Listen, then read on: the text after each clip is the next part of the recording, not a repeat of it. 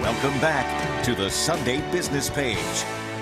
157 people from 35 different countries were killed March 10th when an Ethiopian Airlines Boeing 737 MAX 8 crashed shortly after takeoff from Addis Ababa on its way to Kenya. Although the investigation is in its early stages, officials say there is a clear similarity between this crash and another last October involving the same kind of plane in Indonesia. That Lion Air Boeing 737 MAX crashed into the Java Sea just 12 minutes after takeoff, killing all 189 passengers and crew. Many countries have grounded the 737 MAX, including the United States, while the investigation continues into both crashes. What's involved in flying a 737 MAX, and how might it differ from other 737s? Dr. Peter Gall is a veteran commercial pilot who is teaching assistant professor of mechanical and aerospace engineering at West Virginia University's Statler College of Engineering and Mineral Resources. We welcome him to the Sunday Business Page. Peter, thank you, sir, for being here. Thank you, John. It's a pleasure to be here.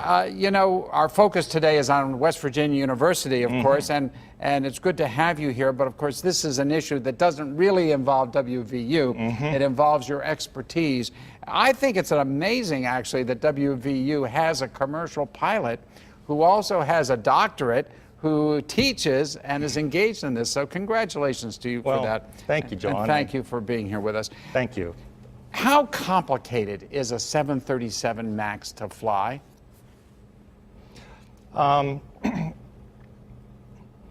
If you're experienced and properly trained, it's no different than any other sophisticated commercial aircraft. But the MAX is really the third generation of the 737. And I forget how many 737s have been built, but they never anticipated building as many as they did. And it's such a popular, possibly the most popular aircraft out there today. You've flown more than 16,000 hours for U.S. Airways, American Airlines over the years.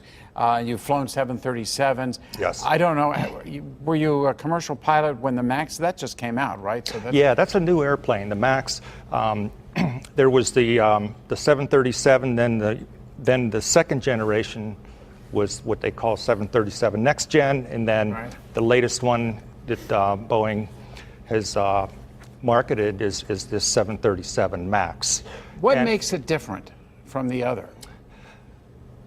Well, from a curbside perspective, they would look quite a bit alike, you know.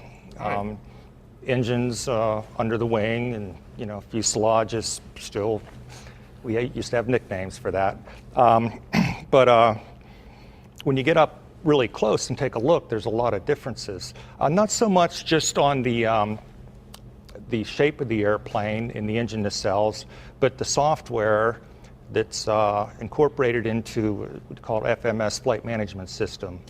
It's pretty complicated. And that's the focus of, I think, the investigation, is that the software may force the nose of the plane down when it shouldn't? Is that right? That's exactly what happens. And if that happens, are there systems that allow you as the pilot to override the software? Yes. It's really, I can just explain it quickly. With the 737 MAX, they place the engines a little bit more forward than usual and a little bit higher than usual.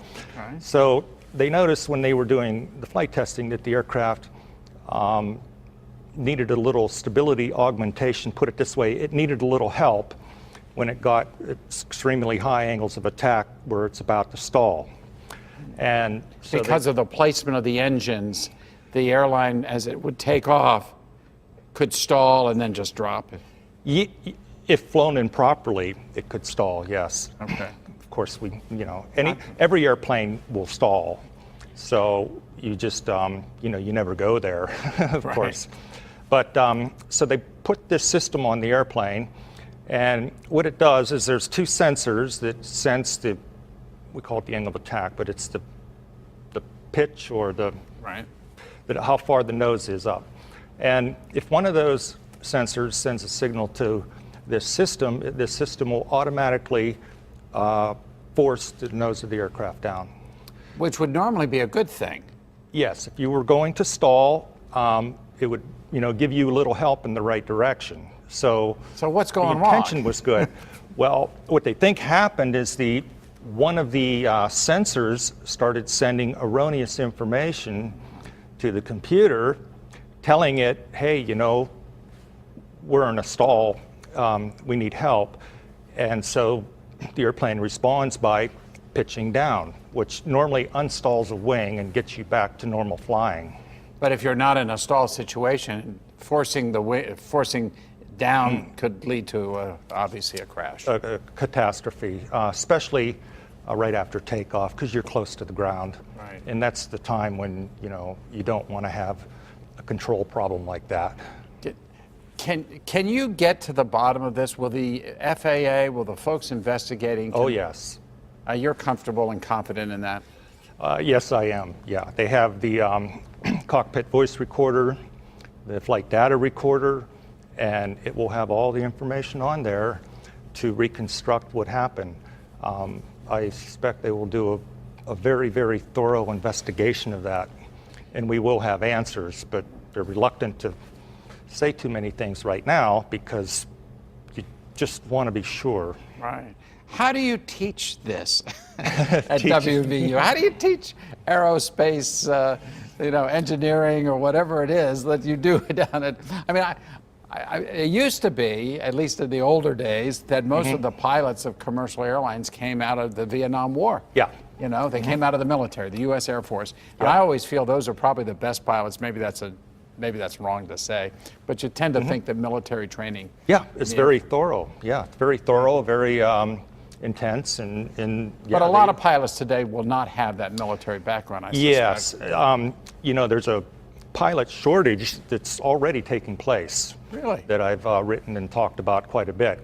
The military is not supplying pilots anymore. I think it's down to around 10 or 20%.